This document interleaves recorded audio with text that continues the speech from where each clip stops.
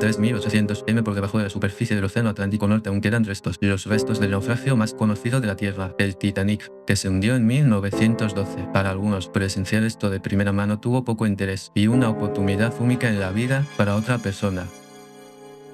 En la mañana del 18 de junio de 2023, después de una larga espera para los multimillonarios, el anhelo comenzó a convertirse en realidad. Titan recibió una señal de salida en la fría superficie del Atlántico Norte y comenzó a sumergirse, pero nadie era consciente de que el viaje se encaminaba hacia una dirección irreversible. En 2009, Stockton Rush y Guillermo Sonnen fundaron una empresa llamada OceanGate cerca de Seattle.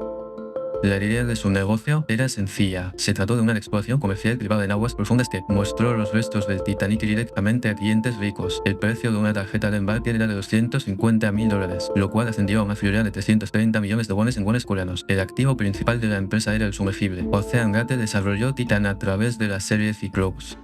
El Titan fue diseñado con una estructura heterogénea, con los extremos delantero y trasero del casco en titanio y la sección cilíndrica central en compuestos de fibra de carbono. La fibra de carbono es un material varias veces más resistente que el acero en peso y es un material de alta tecnología utilizado principalmente en fuselajes de aviones y carrocerías de coches de carreras de Fórmula 1. OceanGate introdujo esta opción como una innovación tecnológica que ha conseguido tanto ligereza como ahorro de costes. El hecho importante aquí es que la fibra de carbono es un material muy resistente a la fuerza de tracción, es decir, a la tensión. Sin embargo, es vulnerable a cargas que lo comprimen y expanden repetidamente. La compresión que se produce cada vez que un sumergible desciende a las profundidades del mar y la expansión a medida que asciende hasta el nivel del mar provoca delaminación dentro de las fibras de carbono y este fenómeno se acumula gradualmente a medida que el ciclo se repite. Las grietas no se pueden identificar a simple vista sin mirar en su interior mediante ondas ultrasónicas por rayos X y es imposible saber si están haciendo e imposible detectar la progresión de la delaminación. Es por esto que la industria de la aviación debe exigir pruebas neodestructivas para fuselajes de fibra de carbono, pero esta prueba neodestructiva no se realizó para el casco de fibra de carbono de Titan y enero de 2018.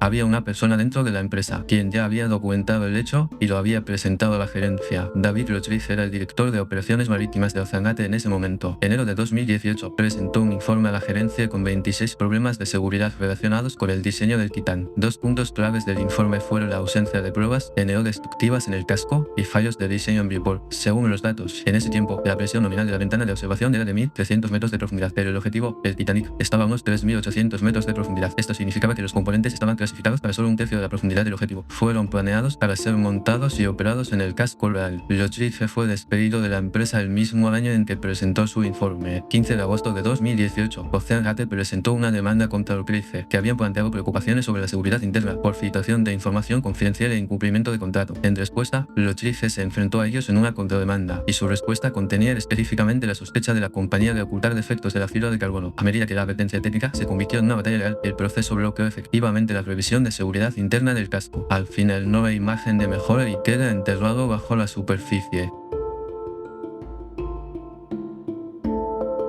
La advertencia se repitió también en el exterior. Un grupo de ingenieros de Boeing, MTS y el experto en exploración de aguas profundas Rob M. Cain exigieron certificación independiente y cumplimiento de normas respectivamente, pero la posición oficial de OceanGate se mantuvo firme frente a sus demandas. Los fundadores argumentaron que el sistema de certificación existente era una regulación obsoleta, que no pudieron seguir el ritmo de la innovación. Sin embargo, las preocupaciones de los expertos, que se han planteado de forma continua entre 2021 y 2023, quedará únicamente como registro en el informe final de la NTSB.U. Entre 2020 y 2021, Titan realizó 4 pruebas de reproducción de presión sin supervisión en el dock ubicado en Maryland. Después de aplicar una carga de 4.200 metros de profundidad, se realizaron 11 inmersiones de prueba adicionales en aguas poco profundas. Las pruebas tripuladas y no tripuladas realizadas en ese momento superaron los propios estándares de OceanGate. Desde entonces, hasta 2022, Titan ha realizado un total de más de 80 viajes submarinos, incluida la exploración de los restos del Titanic. El 15 de julio de 2022, se detecta una señal anormal del dispositivo de grabación en la posición sumergida 80. Se registró una señal de cambio numérico permanente en el sensor de deformación del sistema RTM durante su ascenso tras el estudio del Titanic. Esto significaba que la delaminación de la fibra de carbono del sumergible había comenzado. Afortunadamente, la navegación sumergida se completó sin ningún accidente en ese momento, pero a pesar de la aparente señal anormal, OceanGate tenía más confianza en la seguridad del diseño del sumergible debido al retorno seguro, presagiando el desastre que ocurrirá pronto. La cabina del Titan tenía un panel inalámbrico para juegos en lugar del equipamiento industrial estándar. Este era un producto comercial Bluetooth llamado Logitech F710 que se vendió por unos $30 en el mercado. Bruce presentó esto directamente como un ejemplo de innovación rentable en una entrevista. Sin embargo, la NTSB señala una falta de determinismo en tiempo real. Esto puede ser fatal en las profundidades marinas para sistemas que son vulnerables a interferencias de señales y pueden retrasar la ejecución de comandos, dejando en duda su fiabilidad en entornos extremos.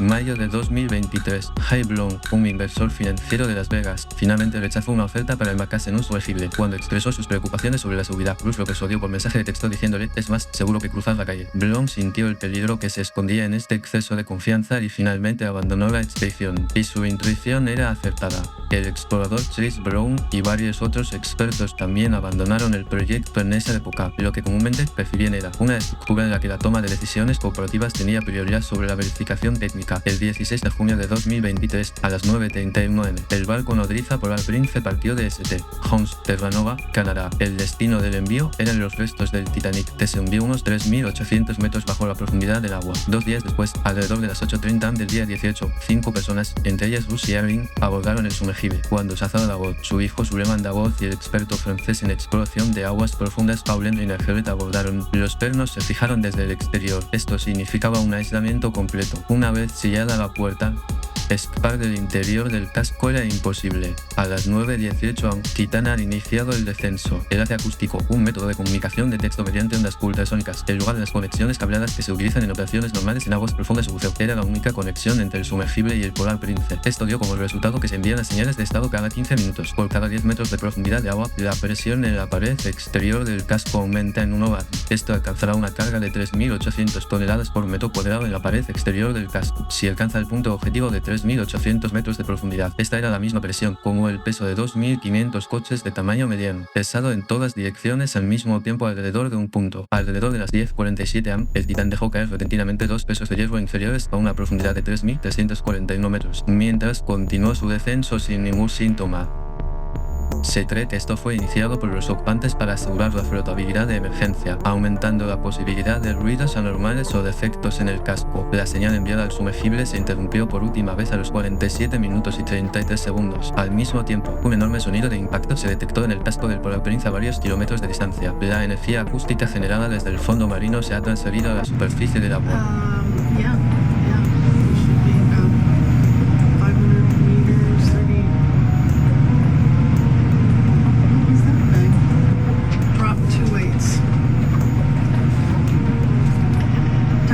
Two weights. Copy. Titan drop 2 weights. 17 minutos después, alrededor de las 11:04 am, se detectó una señal de disparo único por la red de monitoreo acústico clasificado de la Marina de los desplegado en el fondo del mar del Atlántico Norte. La misma forma de onda fue identificada posteriormente en el registrador acústico submarino de la Armada de E.U. La señal era consistente con una implosión catastrófica.